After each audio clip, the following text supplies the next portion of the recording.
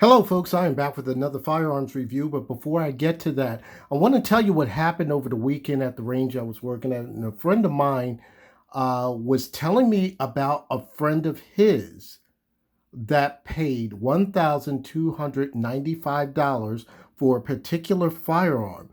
And he got this firearm from Gunbroker, but I did not believe it if I did not see the price that he showed me. The firearm that this guy purchased was for a Glock 43X. There was nothing special about the firearm. It wasn't gold plated or anything like that. And this guy who purchased it was obviously in the mode of panic buying and so forth. And that was an outrageous price. His friend told him to wait for him before he even purchased the firearm so he can get the best possible price. And that's what happened. And it shouldn't have happened that way. You cannot blame Gunbroker for this, because if you're going to put out the money for that particular firearm at that particular price, that is ridiculous. And like I said, no fault to Gunbroker, but it's your choice whether to pay for that. To all the noobs out there, if you're wanting to pay money for a firearm, get somebody that has experience with the pricing of firearms, or else you're going to overpay. And please calm down from your panic buying. Okay, folks, now I'm going to go with the review here. As you see, this looks like a familiar firearm. This was a firearm that was just reviewed by KS Gun Guy. It is the Staccato R. And I happened to have this on order when he posted his video, and I finally was able to pick it up today. I did trade in a firearm that I really thought I was going to get use out of, but I decided to get rid of that firearm because 1911s or 2011s are more my thing with firearms these days, especially with the Staccato line. To me, Staccato right now is like how I buy CZs, and CZs, you know how addictive they are. So let's start with some specs on here. As you see, this with the Staccato R, it is a single stack firearm, pretty much like a regular 1911 firearm. And the thing about it is that it does use a single stack. It's more traditional towards the single stack. I believe the owner of the company stated that he wanted to have something to come back to and bring out a line that was back to more the traditional 1911 line, and to have something that would be more of a competition and or uh, practical use. And that's what you see here. Let me give some specs here. The barrel is going to be 5.0 inches, which is pretty much standard for like your regular size 1911s. And of course, this firearm is unloaded. I do not bring firearms loaded on camera. And you see it's clear, nothing in here. And the barrel, as you see, is 5.0 inches. It also has that little lip that most of the newer firearms are coming out with, the 1911s that have that little lip to ensure positive lockup. So it's right here, look, right here, it bells out a little bit. The finish on this firearm is what they call their diamond-like carbon. They call it the diamond-like carbon. It's supposed to be tough and durable for whatever your needs are. And of course, Staccato has recently gone more towards your combat style firearms instead of more like your competition. With that finish, it comes with 3 magazines. Now, the 3 magazines here, this version I have here is the 9mm. These are 10-round magazines, and you get 3 of them. And like I said, it's more geared toward like your like the 1911s. Also, this firearm does come in 45 ACP as well. Uh, and it's one of the things I really like about this particular firearm. When it came with the magazine, comes with base plates. I don't like when certain manufacturers, like Kimber being one of them, where you get a magazine and then you have to buy the base plate separate and then attach base plates to them. So this is a plus with Staccato at this point. Another thing is the trigger. The trigger is 4 pounds. Uh, and it is safe to dry fire these because that's what they're made for. They're made to be able to be durable, and I found that out through Hilton Yam from 10-8 Performance. So you can dry fire this with any issues. Just don't rack the slide and slam the slide forward, which is a no-no in the 1911 world. And the trigger is a full 4-pound adjustable trigger, as you see here. One thing about the trigger, it is a what they would call a adjustable trigger, so it adjusts for whatever pull that you would like. The safeties are ambi. Some people like the safeties ambi, and some don't like them ambi on the on 1911 style firearms. By the way, they do consider this a 2011, not a 1911. The front sight, as you see here, is your Dawson Precision Fiber Optic. The rear sight, I don't know who makes these, but they basically are what Staccato calls the Staccato adjustables. And as you see, it says STI International, and they're very good for making adjustments, of course. I had no problem shooting this firearm with changing any of the adjustments, and that's with any of my Staccatos at this time. Uh, Also, with this, they have something called a, a Dawson 5.0 adaptive toolless recoil system, and I did it in the other video, but I'm not going to break this down on this video. What it is when you have the toolless design, when you're breaking this down, a lot of times you'll have a problem, especially with full length guide rods, of breaking this down and sometimes being trying to hold the recoil spring captive. What you do is you pull the when this is broken down and you just have the slide, you push the recoil spring and all the other the components as if it was a captured spring, and you press down on here and it will lock. Uh, it has like a little lock or little lever that will go over the bushing plug, so you'll be able to take out that one piece uh, system, that captive system, so there won't be any issues what like with normal 1911s, and you have like your spring being separated. So it makes it easy to break this down, and I would hope that other 1911 manufacturers would have this type of system for of full length guide rods. I did mention before that this firearm does come in two different calibers, one being 9mm, and this is the 9mm version, and 45 ACP. Uh, Another thing is, let's go with some more dimensions here. The length is the length is going to be 1.75 inches. The grip width is going to be 1.07 inches, and the height is going to be roughly about 5.0 inches. Now, the width, if you're going to measure with the safety, is going to be 1.49 inches. The weight is going to be 35 ounces, and these measurements are from the Staccato website itself. That's where I've got that information from. One of the good things about this firearm is the what's unique is the when you want to charge this, you have your grip right here, and also in the front.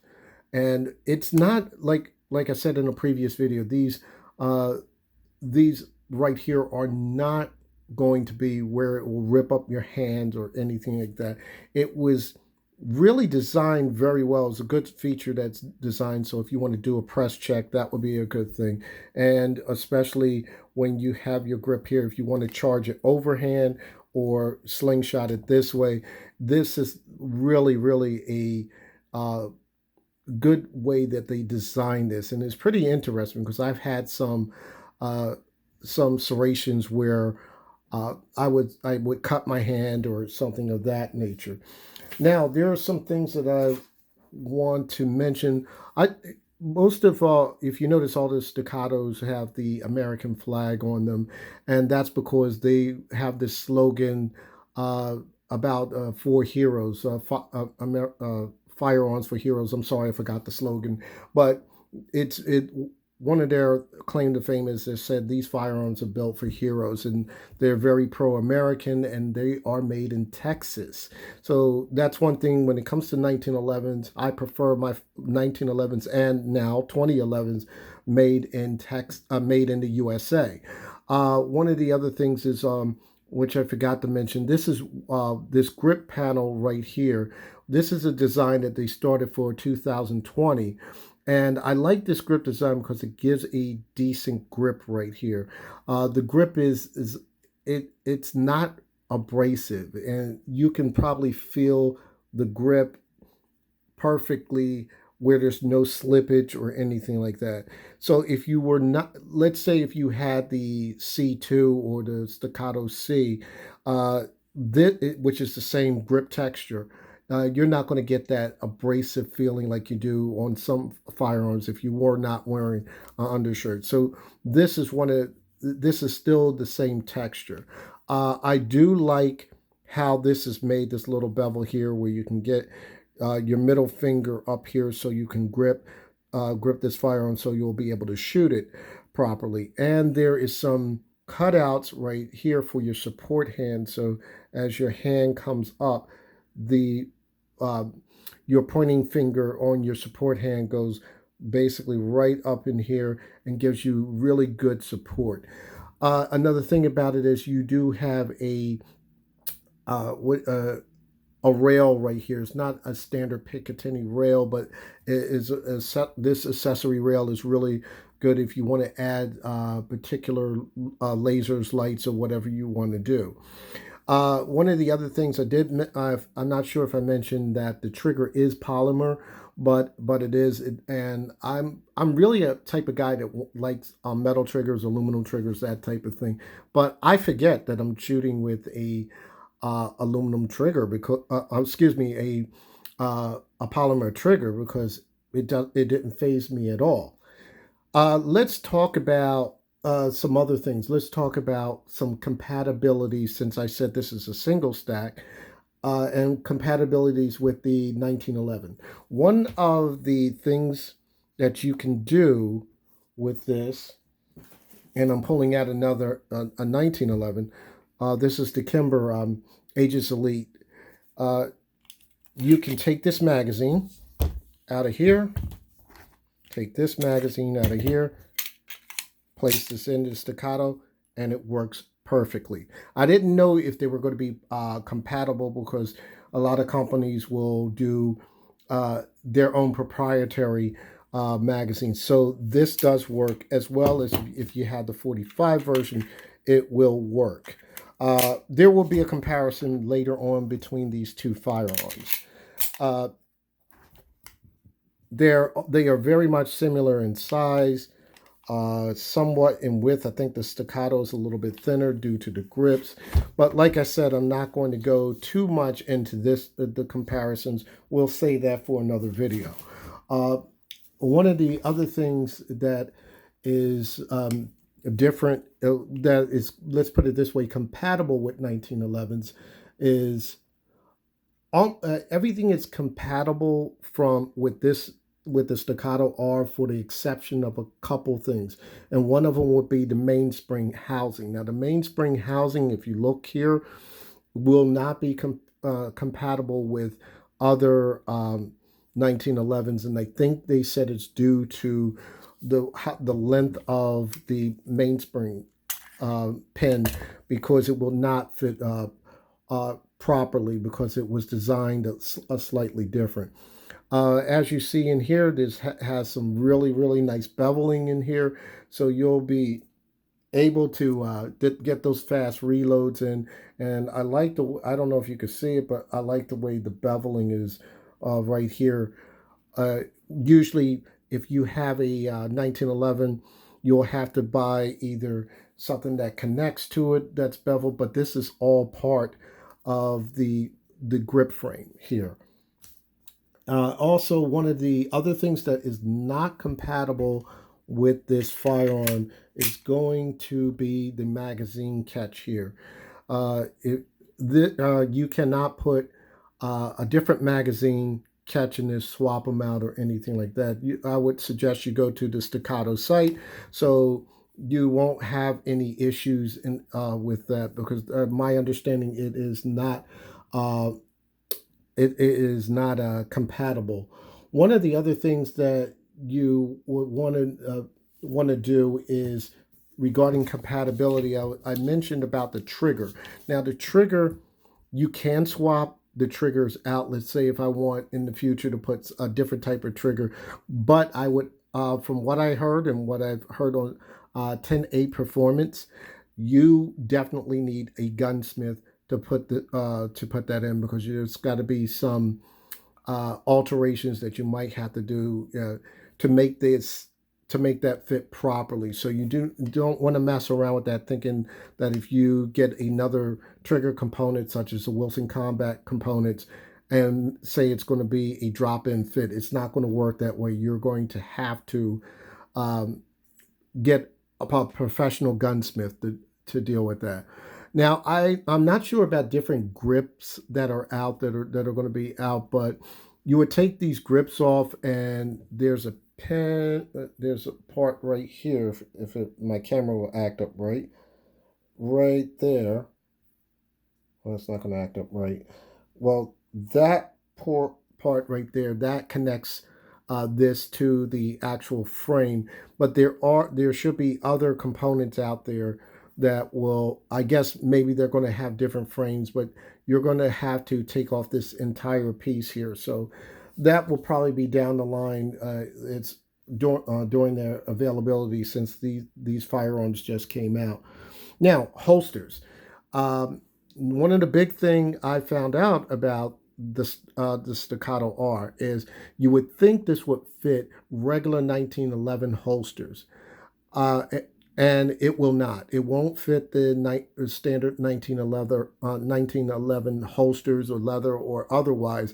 It's because of the trigger guard. It's something about the way they designed it that it will not fit properly.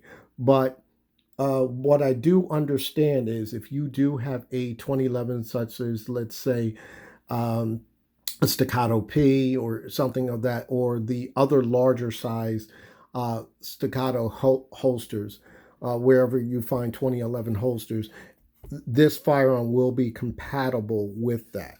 One of the holsters that I use for my Staccato P is the Filster holster. It's kind of like a multi hybrid holster. You can put just about any firearm in there, provided that you have something like the X300, the Surefire X300 attached to it, and then it will work properly with that holster.